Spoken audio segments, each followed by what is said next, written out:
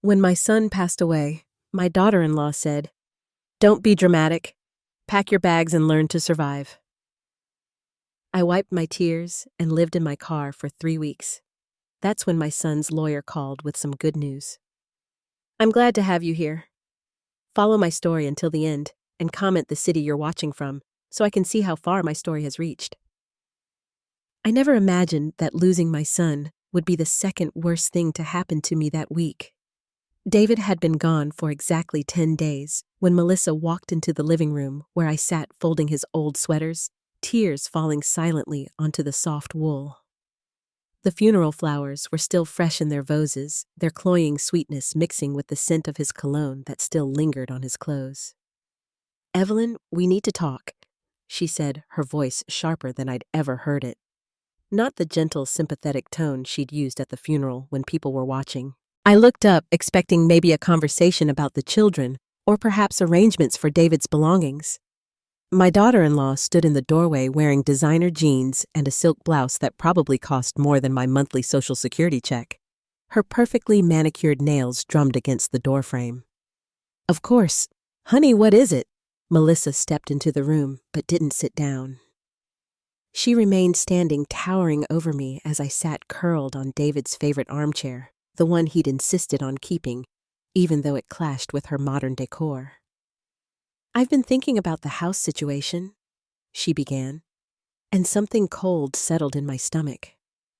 With David gone, things need to change. The kids and I need space to grieve properly. And honestly, having you here is just too much right now. I blinked, trying to process her words. "Too much? You're always crying, always touching his things, always talking about him like he's still here? It's not healthy for the children to see their grandmother falling apart like this." Her voice was steady, clinical almost. "They need stability, not constant reminders of what they've lost." My hands still on the sweater I'd been folding. David's favorite gray cardigan that he wore every Sunday morning while reading the paper. He'd worn it just 3 weeks ago, before the cancer took its final vicious turn. "Melissa, this is my home too. David and I discussed this before he got sick. He wanted me to stay here to help with the kids, to be close to family." My voice came out smaller than I intended. She let out a short laugh that held no warmth. "David said a lot of things when he was medicated and not thinking clearly. The reality is that this house belongs to me now, and I need you to pack your things." The words hit me like a physical blow. I felt the air leave my lungs, and for a moment, the room seemed to tilt. "Pack my things. Don't be dramatic, Evelyn. You're a grown woman. Make your arrangements, and learn to manage on your own. David always said you were stronger than you acted." She paused, studying her reflection in the hallway mirror and smoothing down her blonde hair. "Besides, you'll figure something out. You always do." I thought about the small savings account David had helped me maintain. Barely enough for a security deposit on a studio apartment. Certainly not enough for first and last month's rent in this expensive suburb where my grandchildren lived, where David was buried, where my entire life existed. What about Lily and Ethan? I watch them every day after school. I help with homework. I cook dinner. My voice trailed off as I saw her expression. "I'll figure that out. Maybe it's time they learned more independence anyway. David babied them too much, and honestly, so do you." The casual cruelty in her tone made my chest ache. These were her own children she was talking about. The same children who ran to me when they scraped their knees, who asked me to read them stories, who called me their best grandma, because I was their only grandma. Melissa's parents had never shown much interest in being grandparents. "How long do I have?" I managed to ask. "I'd like you gone by tomorrow evening. I have some people coming to look at redecorating David's office, and I don't want any awkwardness." Tomorrow evening. 48 hours to dismantle the life I'd built here over the past 6 years. Ever since David had insisted I sell my little apartment across town and move in to help with the kids when Melissa went back to work. "Where am I supposed to go, Melissa? I don't have anywhere lined up. Can I have a week, maybe 2, just to find something? Her expression didn't soften. If anything, it grew more impatient. Evelyn, I really need you to stop making this harder than it has to be. David's gone. The situation has changed. You're not my responsibility. Not her responsibility. After 6 years of cooking dinners, she was too busy to make of staying up with sick children while she traveled for work of keeping this household running while she maintained her social calendar. After 6 years of being the grandmother who never missed a school play or soccer game, who remembered every favorite snack and bedtime story, I nodded slowly, not trusting my voice to remain steady. I'll pack tonight. As I started to rise from the chair, Melissa's voice stopped me. Oh, and Evelyn, I'd appreciate it if you didn't make a big scene with the children. They're already dealing with enough trauma. The last thing they need is to see you having some kind of breakdown. That night, I packed my belongings in the same suitcases I'd brought when I moved in. It was shocking how little I actually owned. Most of the furniture in my room had belonged to the house, and I'd gradually given away or donated most of my possessions over the years, keeping only the essentials and a few precious mementos. I tucked David's gray cardigan into my suitcase, along with a framed photo of him holding the kids on their last Christmas morning. I left behind the small television he'd bought for my room, the comfortable reading chair that had been his housewarming gift to me, the bookshelf filled with novels we'd shared and discussed over Sunday morning coffee. The hardest part was writing the note for Lily and Ethan. How do you explain to a 9-year-old and a 10-year-old that their grandmother is leaving without making their mother look like the villain? How do you say goodbye without promising to see them soon when you have no idea where you'll be living or how you'll manage it? In the end, I kept it simple. Grandma Evelyn had to move to a new place, but I love you both so much. Be good for Mommy. Love and hugs always. I left the note on their bathroom mirror where they'd see it in the morning after I was already gone. I couldn't bear to face their confused questions or see their tears. Melissa was right about one thing. They'd already lost their father. They didn't need to watch their grandmother fall apart too. As dawn broke over the suburban street where David had been so proud to buy his family's dream home, I loaded my car with everything I had left in the world. The trunk barely closed over my belongings, and the back seat held the few groceries I'd managed to grab from the kitchen. Crackers, peanut butter, bottled water, things that wouldn't spoil. I sat in the driveway for a long moment, looking up at the house where my son had lived his last years, where my grandchildren were probably still sleeping peacefully in their beds, unaware that their daily constant had just vanished from their lives. Melissa appeared in the front window, coffee mug in hand, watching me with the same expression she might wear while observing a neighbor's yard sale. Making sure I actually left, I realized making sure I didn't change my mind and come back to complicate her fresh start. I put the car in reverse and drove away from the only family I had left with nowhere to go and no idea how I was going to survive what came next. Now I'm curious about you who listened to my story. What would you do if you were in my place? Have you ever been through something similar? Comment below.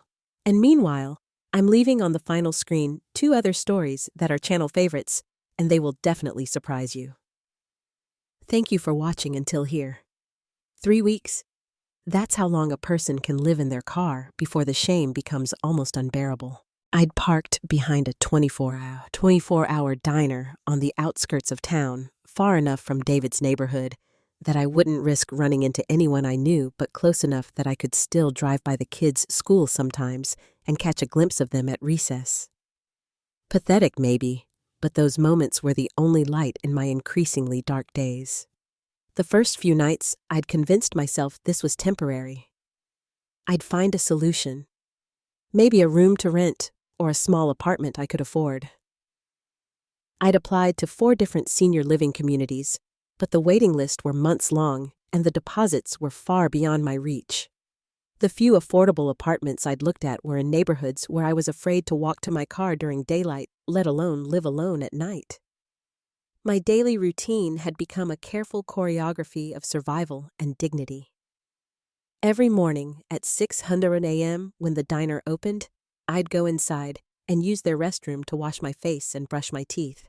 I'd order a cup of coffee and a piece of toast, the cheapest items on the menu, and sit in a corner booth for as long as I could make them last. Sometimes stretching one coffee for 4 hours while I read yesterday's newspaper someone had left behind. The worst part wasn't the physical discomfort, though. Sleeping curled up in the driver's seat had left my entire body aching. It wasn't even the fear, though. Every night brought new terrors. Strange noises, flashlights from security guards making their rounds, the constant worry that someone would realize I was living in my car and call the police. The worst part was the invisibility. I'd become a ghost of my former life. Yesterday, I'd seen my neighbor Susan at the grocery store where I was buying another loaf of bread and jar of peanut butter, my diet for the past week. She'd looked right through me as if I wasn't standing 3 feet away. We'd had coffee together dozens of times, had exchanged Christmas cookies for 6 years, and now I was invisible to her. I understood why. I looked homeless because I was homeless. My clothes, even though I tried to keep them clean in the diner's bathroom sink, were wrinkled from sleeping in them. My hair, usually neat and styled, hung limp around my face.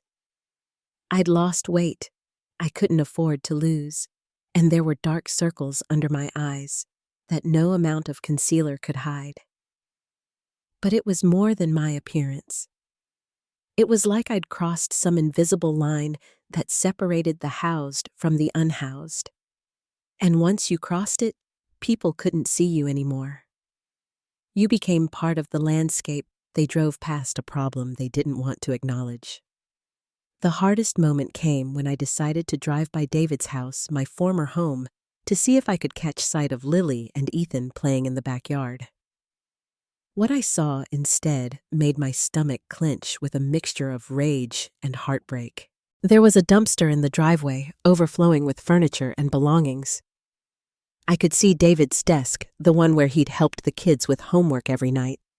His bookshelf still loaded with the novels we discussed over coffee, the comfortable recliner where he'd fallen asleep watching movies with the children on Sunday afternoons. And standing beside the dumpster, directing 2 men who were carrying out more furniture, was Melissa. She was wearing workout clothes that probably cost more than I'd spent on groceries in the past month. Her phone pressed to her ear, laughing at something the person on the other end was saying. I watched as they brought out the small dining table from David's office, the one where he'd set up his laptop during his last months when the stairs became too difficult. The table where he'd spent hours organizing family photos, writing letters to the kids for future birthdays he knew he wouldn't see. Melissa waved dismissively as they tossed it into the dumpster with a crash that I could hear from half a block away. I drove away before she could see me, my hands shaking so hard I had to pull over in an empty parking lot and sit until the worst of the trembling stopped. How could she just throw away everything that connected the children to their father? How could she erase him so completely so quickly?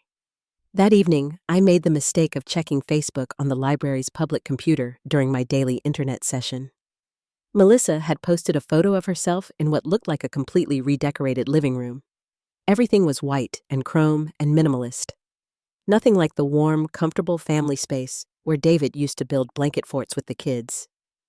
The caption read, "Sometimes you have to clear out the old to make room for the new, feeling grateful for fresh starts and new beginnings." The comments were exactly what I expected. Friends praising her strength, her courage, her ability to focus on the future. Someone had even written, "David would be so proud of how well you're handling everything." I closed the browser without reading anymore. That night, huddled in my car behind the diner, I allowed myself to cry for the first time since I'd left. Not the silent tears I'd been leaking for weeks, but deep, wrenching sobs that came from somewhere so buried I'd forgotten it existed. I cried for David, for the grandchildren I might never see again, for the life I'd lost, for the woman I used to be.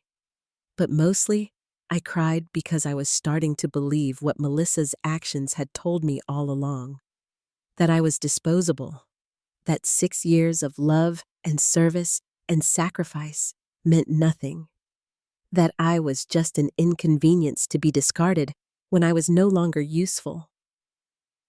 The crying jag left me exhausted, and I fell asleep slumped against the car door, my cheek pressed against the cold window. I dreamed about David as a little boy, tugging on my apron and asking for help reaching something on a high shelf. In the dream, I was young again, strong again, needed again.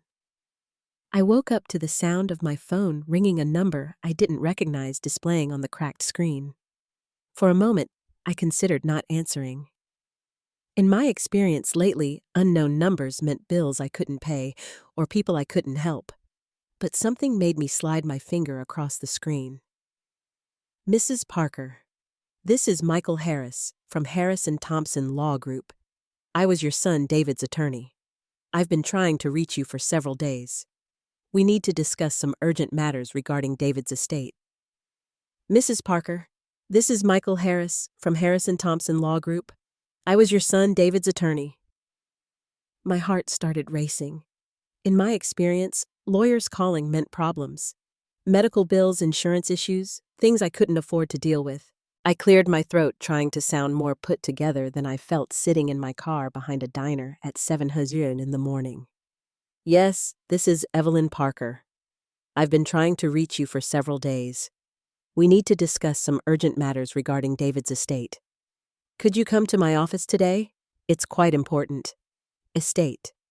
David had always been careful with money, but I assumed whatever he had would go to Melissa and the children. I'm not sure I understand. Melissa handles all of David's affairs now. There was a pause on the other end of the line. Mrs. Parker, there are specific provisions in your son's will that concern you directly. Provisions that Mrs. Parker Melissa is not aware of. I really need to speak with you in person. Something in his tone made my pulse quicken. Can you tell me what this is about? Not over the phone? Can you be here at 10:00 a.m.? I'm located downtown the Jefferson Tower on Maple Avenue. I looked down at my wrinkled clothes, ran a hand through my unwashed hair. Mr. Harris, I should probably mention that I'm going through a difficult time right now. I might not look very presentable. Mrs. Parker. His voice was gentle but firm. Please come as you are. This cannot wait any longer. 3 hours later, I sat in the most luxurious office I'd ever been in, feeling completely out of place. Michael Harris was a distinguished man in his 50s. With kind eyes behind wire-rimmed glasses, he'd offered me coffee, which I'd accepted gratefully. It was the first decent cup I'd had in weeks. Mrs. Parker, before we begin, I need to ask you something, and please answer honestly. What is your current living situation?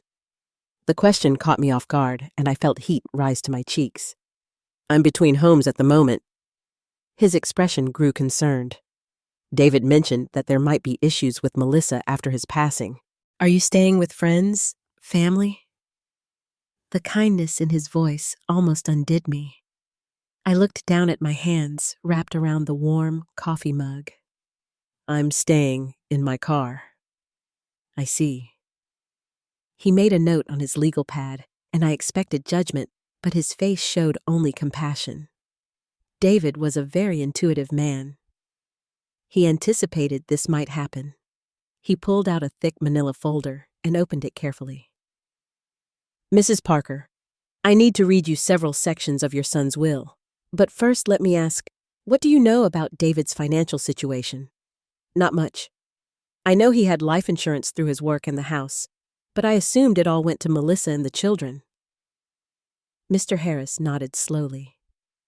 David came to see me about 8 months ago, shortly after his cancer diagnosis. He was very specific about certain changes he wanted to make to his will, changes that he asked me to keep completely confidential until after his death. He pulled out a document and adjusted his glasses. Let me read you the relevant section.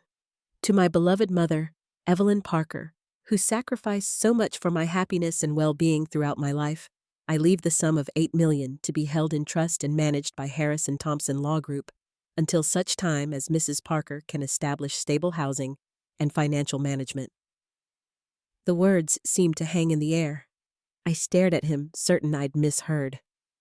"I'm sorry, could you repeat that $8 million? Mrs. Parker, your son was far wealthier than most people knew. He'd been making extremely successful investments for years, and his life insurance policy was substantial." I felt dizzy.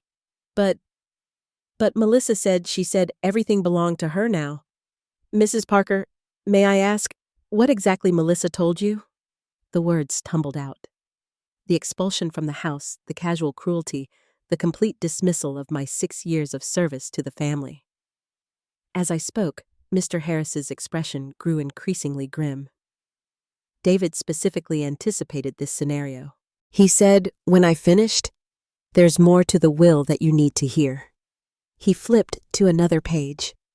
"In the event that my wife, Melissa Parker, attempts to remove my mother from the family home or otherwise cut off contact between my mother and my children, full custody of Lily Parker and Ethan Parker shall immediately transfer to my mother, Evelyn Parker, with all necessary financial support included." My coffee mug slipped from my numb fingers, and Mr. Harris quickly moved to catch it before it hit his expensive carpet. Custody. But how is that possible? David filed all the necessary paperwork months ago.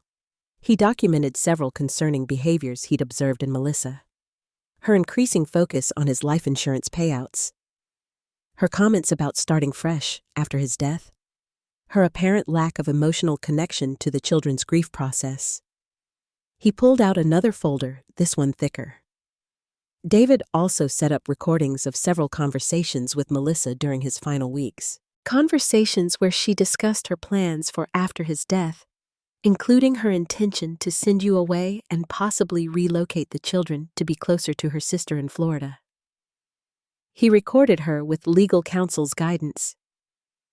Yes, David was very concerned about his children's welfare. He'd noticed that Melissa seemed to view them more as accessories to her lifestyle than as individuals with their own needs. Mr. Harris opened another document. "There's also a letter he wrote to you to be delivered with this information. Would you like me to read it, or would you prefer to read it privately?" My hands were shaking so badly I didn't trust myself to hold paper. "Could you read it, please?" He unfolded a sheet of paper covered in David's familiar handwriting. "Mom, if you're hearing this, it means my worst fears about Melissa have come true. I'm so sorry I couldn't warn you while I was alive. But I was afraid she'd turn the kids against you if she knew what I suspected about her true feelings toward our family. I've been watching her for months, and I've seen how she looks at you when she thinks no one is paying attention. I've heard her on the phone with her sister, talking about how much easier her life will be when she doesn't have to deal with David's needy mother anymore. I know she probably told you that you're not wanted, that you're a burden. She's wrong. You are the most loving, selfless person I've ever known. You gave up your own comfort to help us, and I will never forget that. The money I'm leaving you isn't just an inheritance. It's payment for all the years you put our needs before your own.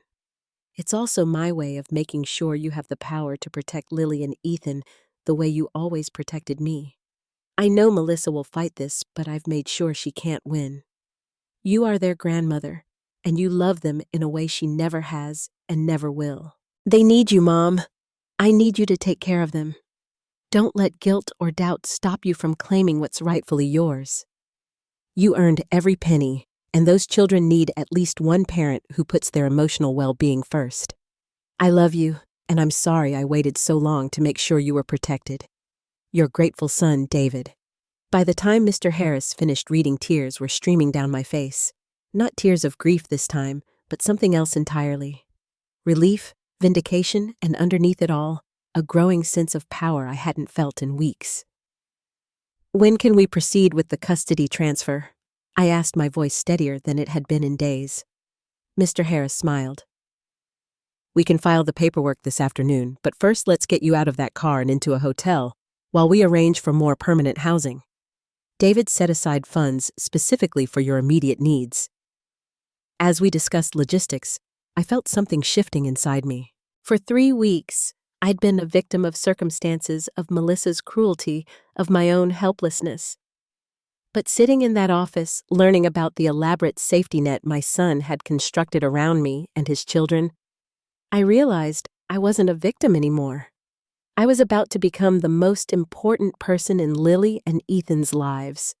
With the financial means to give them everything they needed and the legal authority to protect them from their mother's emotional neglect, David had given me more than money. He'd given me purpose, power, and the chance to honor his memory by loving his children the way he'd always loved me. For the first time in weeks, I smiled. 3 days later, I stood in front of the house that had been my home for 6 years. But this time, everything was different. This time, I held legal documents that changed everything. Mr. Harris had insisted on accompanying me along with a social worker from the county and a police officer. Standard procedure for custody transfers, he'd explained. I'd spent the previous 2 nights in a comfortable hotel suite, eating room service, and taking long hot showers while Mr. Harris's office arranged for emergency housing assistance and processed the legal paperwork. I was wearing new clothes, nothing fancy, but clean and properly fitted. I'd gotten my hair styled and felt more like myself than I had in weeks.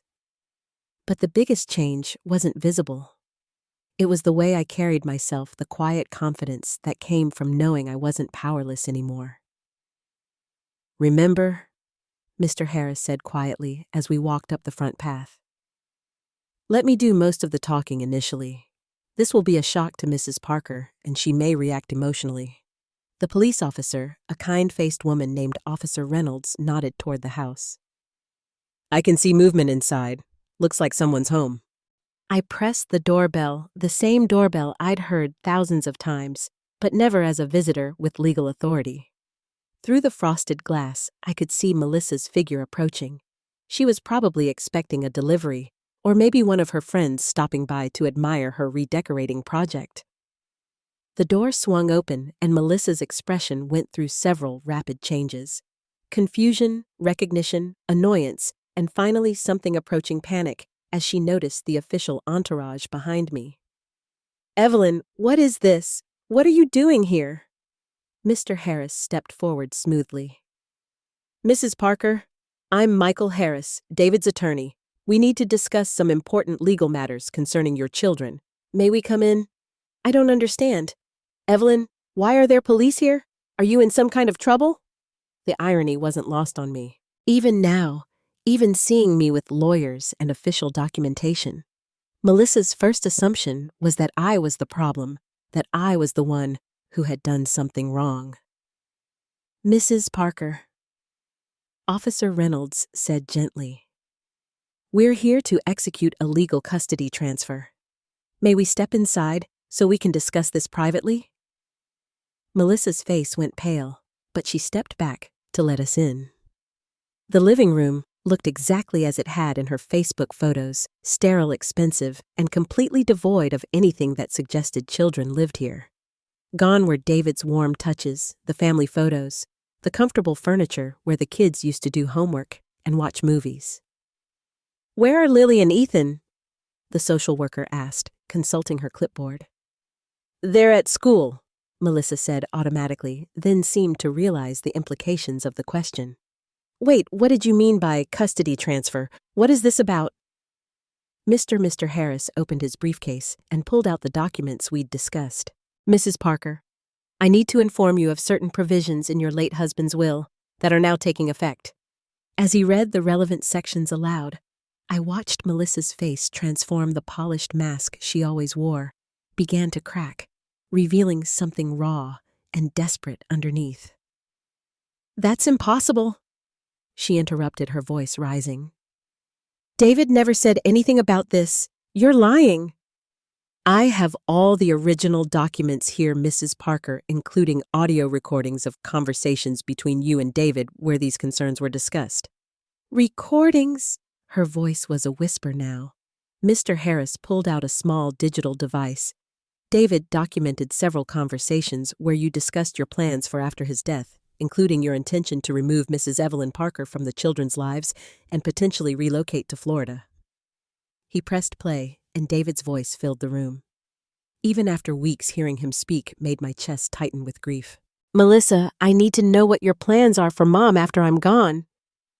Melissa's recorded voice was cold. Matter of fact. "David, we've talked about this. Your mother is lovely, but she's not my responsibility. The kids and I need space to heal and move forward." "Move forward to where?" "I've been thinking Florida might be nice. Fresh start closer to my sister.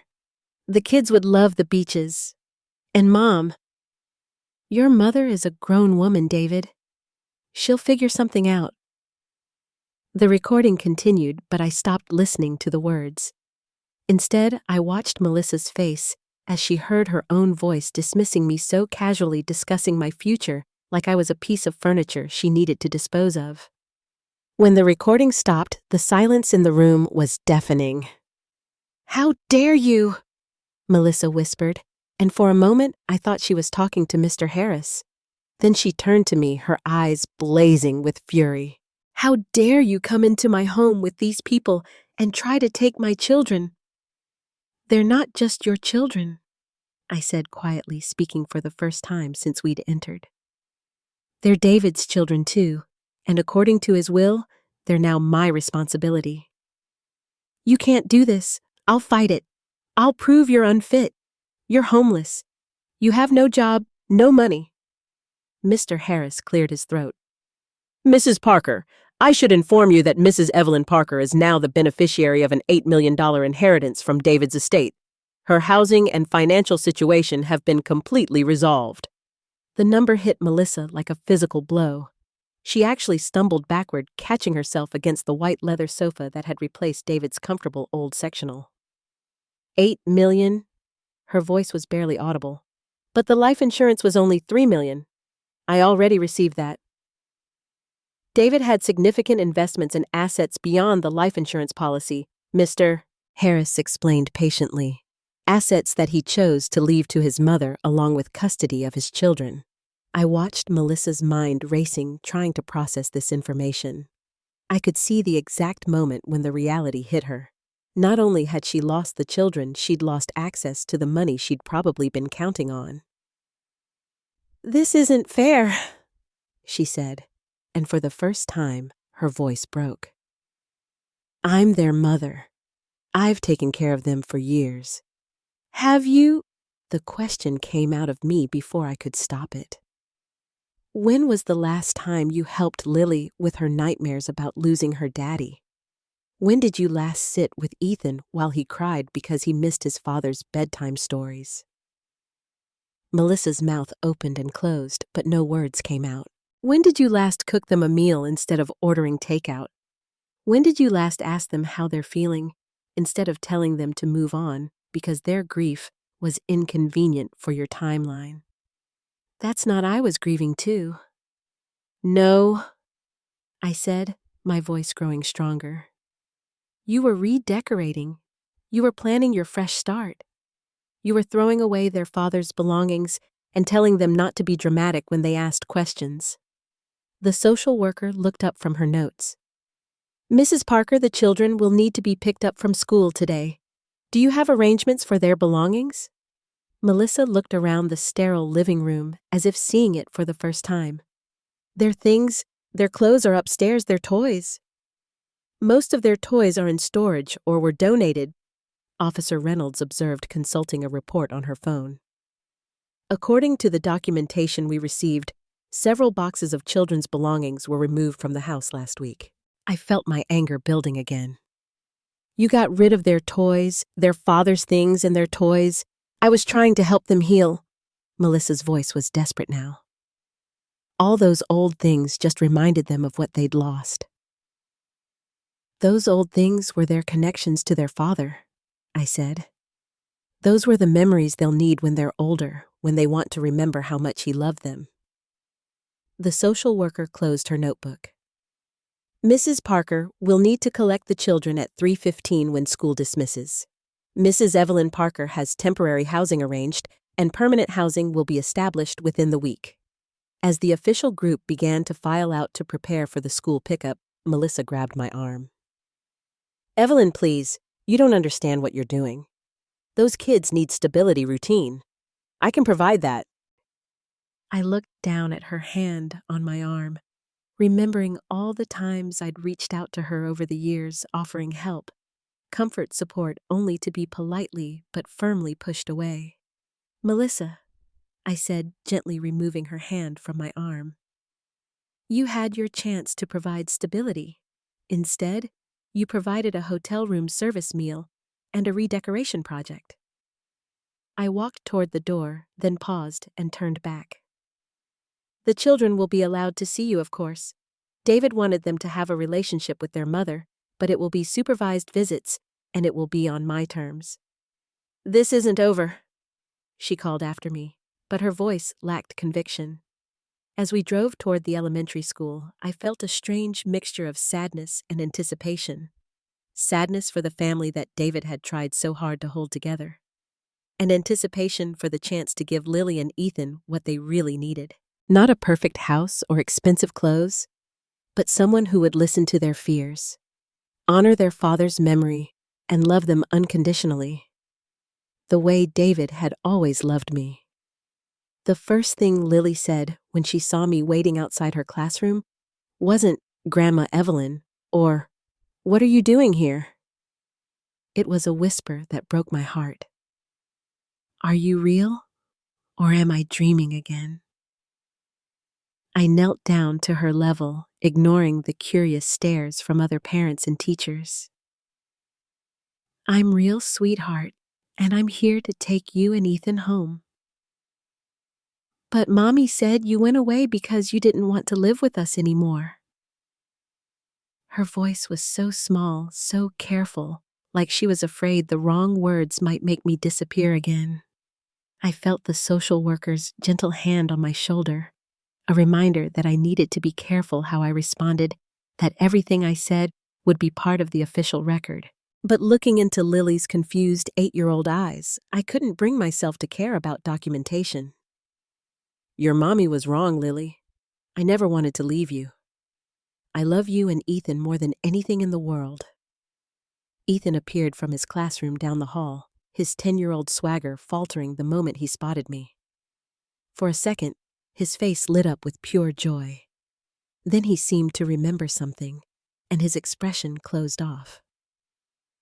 Mom said you were mad at us, he said when he reached us, his voice trying to sound casual but failing. She said that's why you left without saying goodbye. I looked between these two beautiful children, seeing the careful walls they'd built around their feelings, the way they'd learned to protect themselves from disappointment.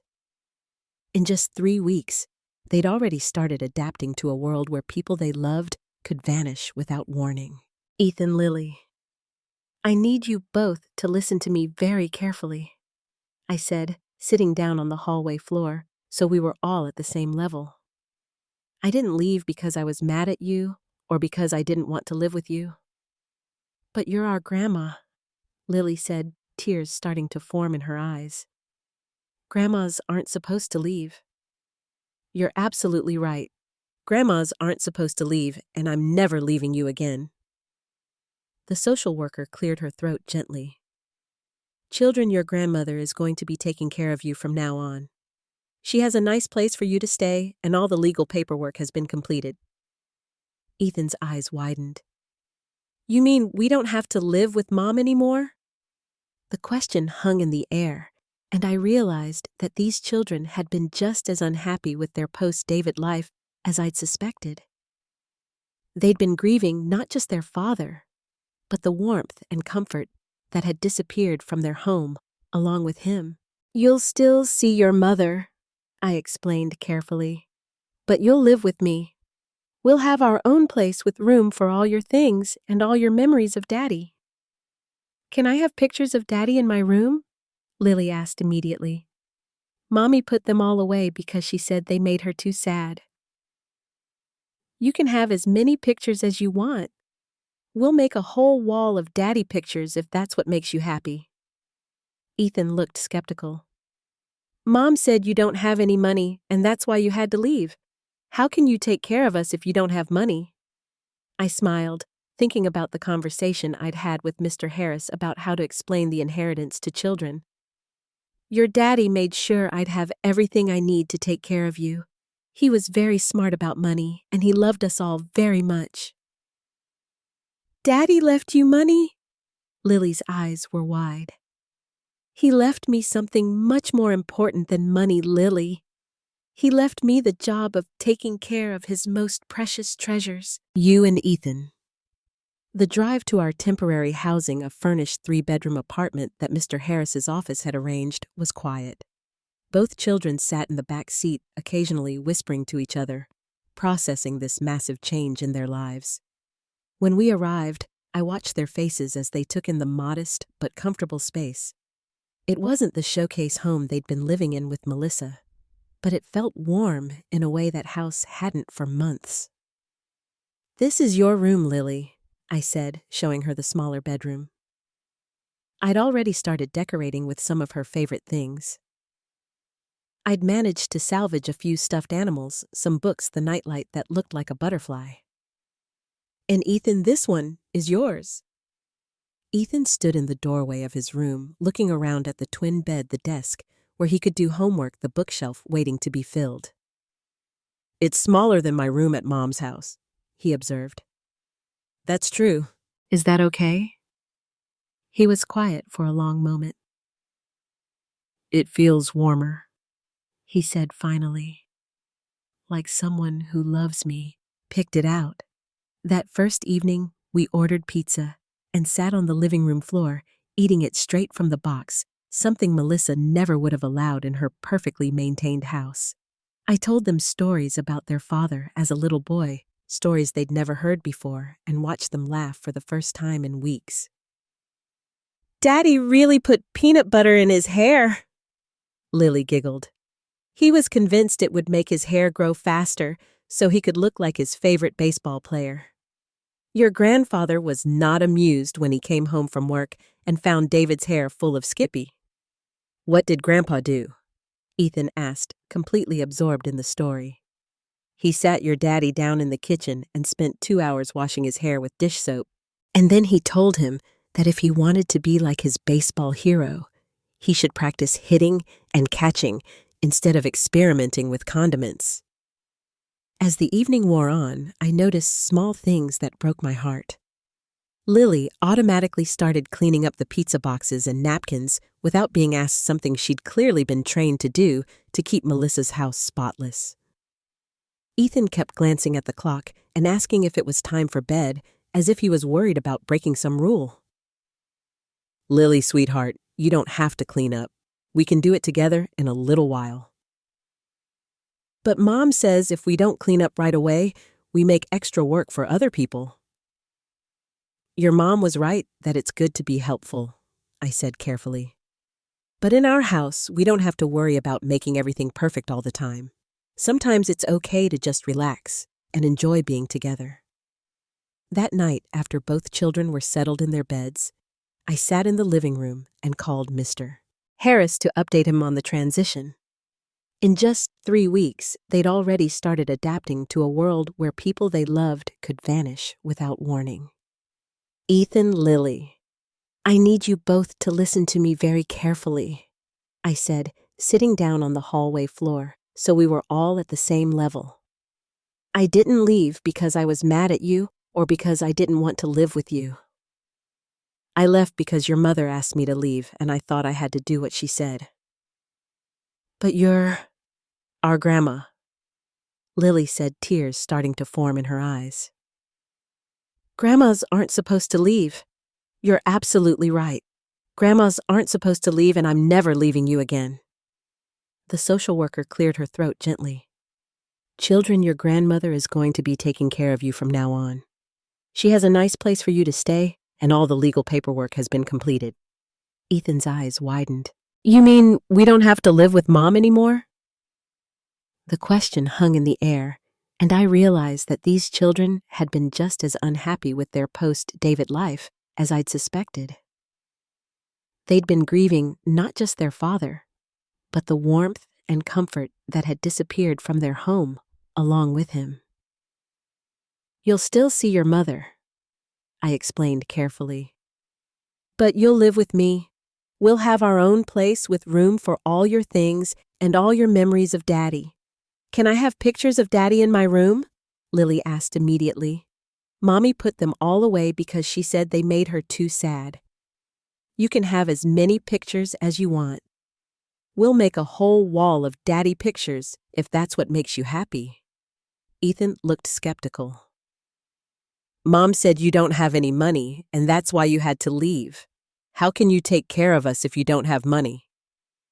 I smiled, thinking about the conversation I'd had with Mr. Harris about how to explain the inheritance to children. "Your daddy made sure I'd have everything I need to take care of you. He was very smart about money, and he loved us all very much." "Daddy left you money." Lily's eyes were wide. "He left me something much more important than money. Lily, he left me the job of taking care of his most precious treasures. You and Ethan." The drive to our temporary housing, a furnished 3-bedroom apartment that Mr. Harris's office had arranged, was quiet. Both children sat in the back seat, occasionally whispering to each other, processing this massive change in their lives. When we arrived, I watched their faces as they took in the modest but comfortable space. "It makes me proud that you loved your daddy so much." "Can I cry with you sometimes?" "Always, sweetheart. We can cry together, and we can laugh together, and we can remember Daddy together." That afternoon, all 3 of us ended up on the couch, sharing memories and tears and tissues.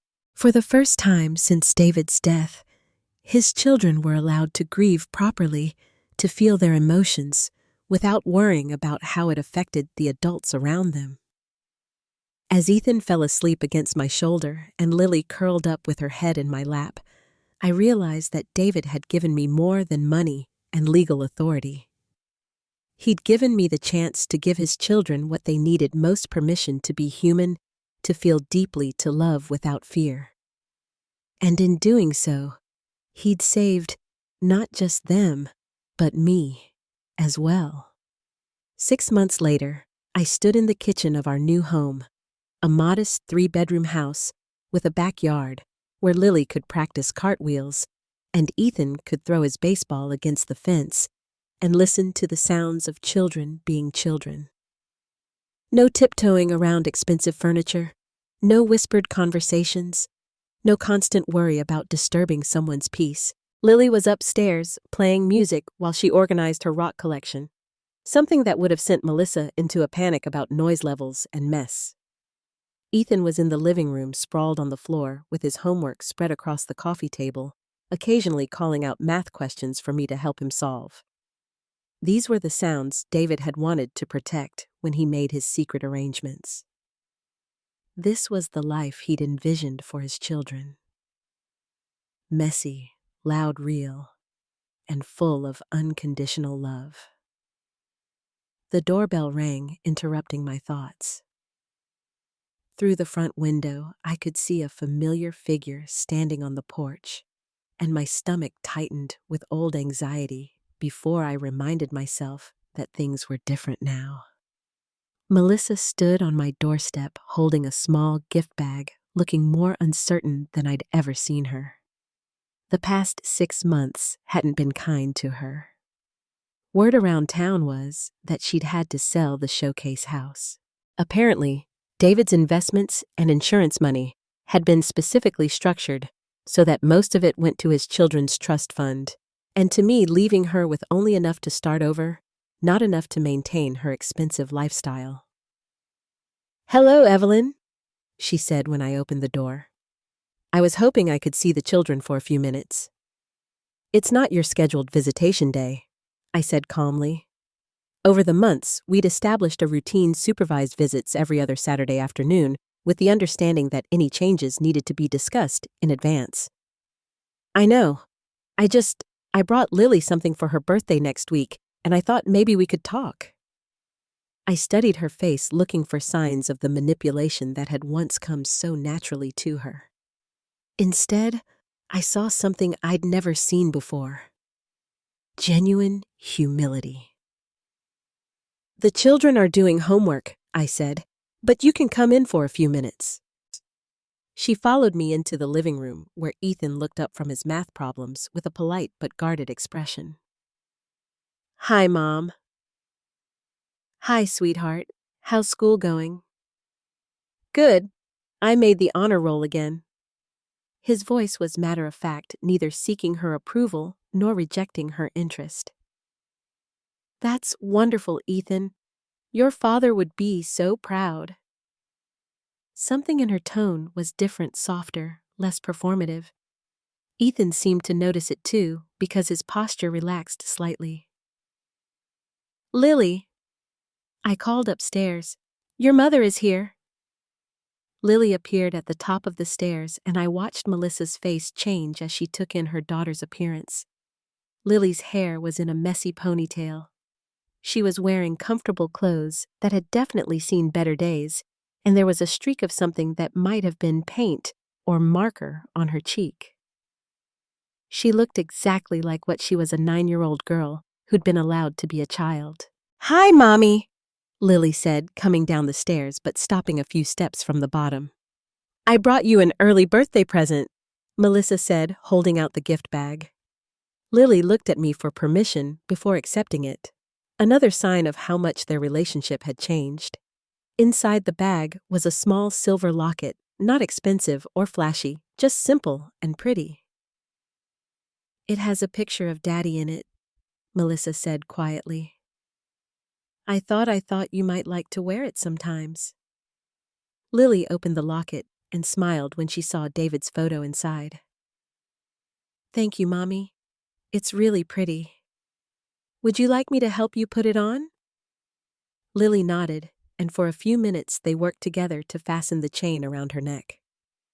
It was the most natural interaction I'd seen between them since before David's death. After Lily went back upstairs and Ethan returned to his homework, Melissa and I stood in the kitchen, the space thick with unspoken words. "They look happy," she said finally. "They are happy. They're allowed to be sad sometimes too, which is equally important." She nodded slowly.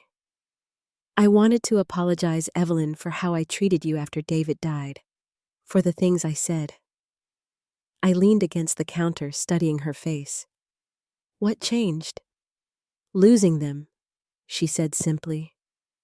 "Losing the children made me realize that I'd been losing them already, bit by trying to control everything instead of just loving them.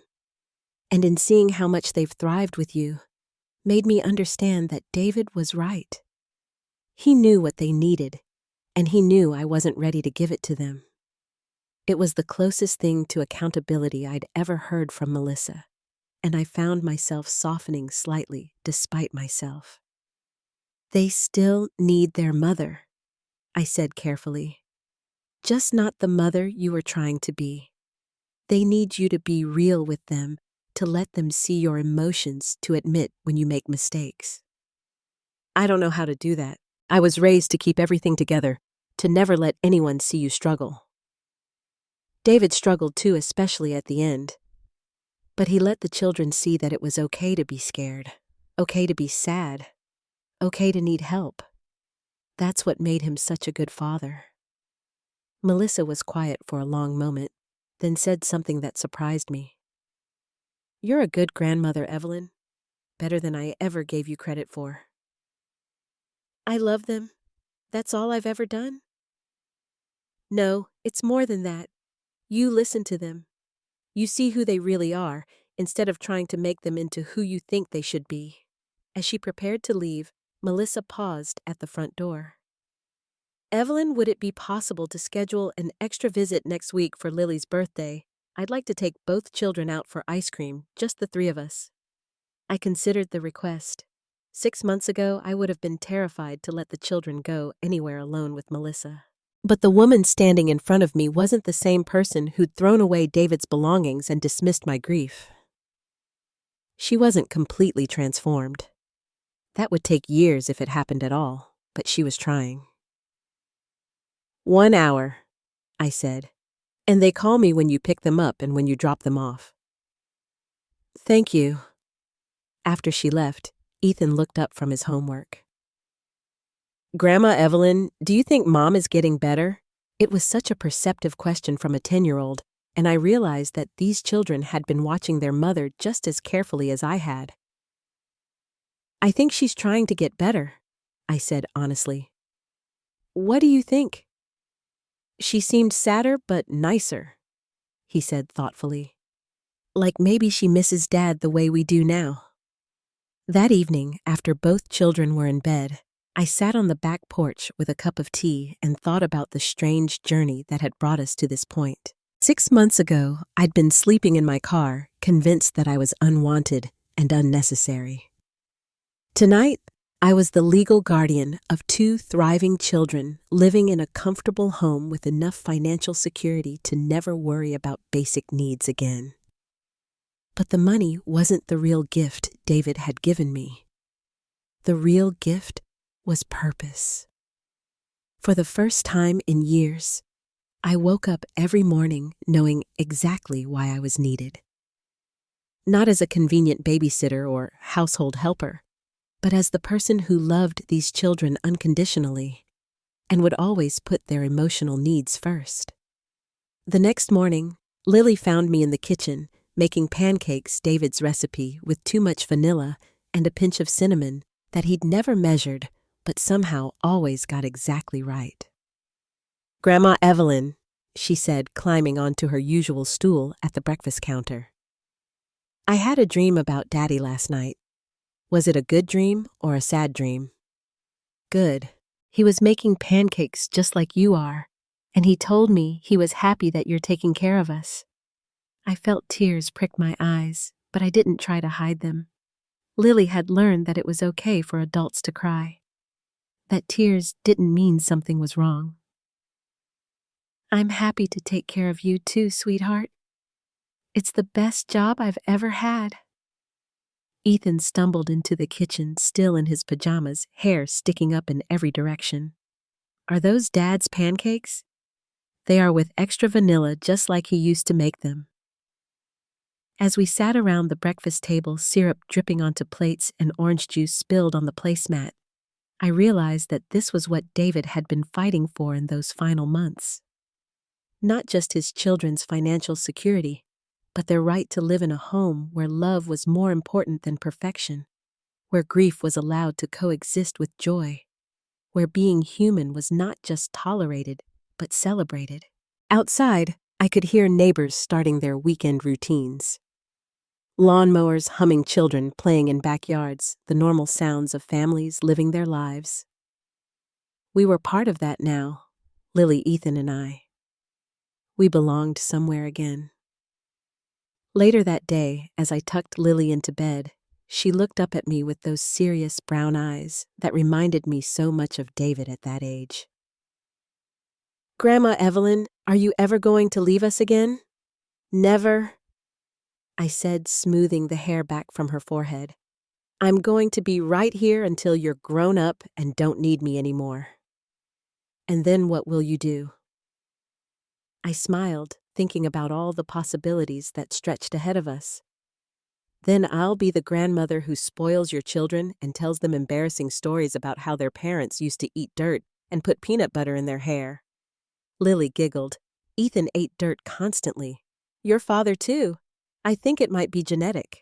As I turned off her bed light and headed toward my own room, I caught sight of myself in the hallway mirror. The woman looking back at me was different from the one who'd packed her belongings in shame 6 months ago. She was stronger, more confident, but also softer somehow. She knew her worth now. David had saved us all, his children, from a life of emotional neglect, and me from the despair of believing I was disposable. His final gift wasn't just money or legal documents. It was the reminder that love doesn't end with death, that protecting the people we care about sometimes requires difficult choices, and that sometimes the greatest act of faith is trusting someone else to carry on what we started. In my bedroom, I opened the drawer where I kept David's last letter to me, the one Mr. Harris had given me, along with all the legal papers. I'd read it dozens of times, but tonight, I needed to see his words again. You are not a burden, Mom. You never were. You are the heart of this family, and I need you to remember that when things get difficult. Take care of my children the way you took care of me, with patience, with humor, with unconditional love. They will need you to be strong, but they will also need you to be human. Thank you for everything you sacrificed for me. Now it's my turn to take care of you. I folded the letter fully and put it back in the drawer.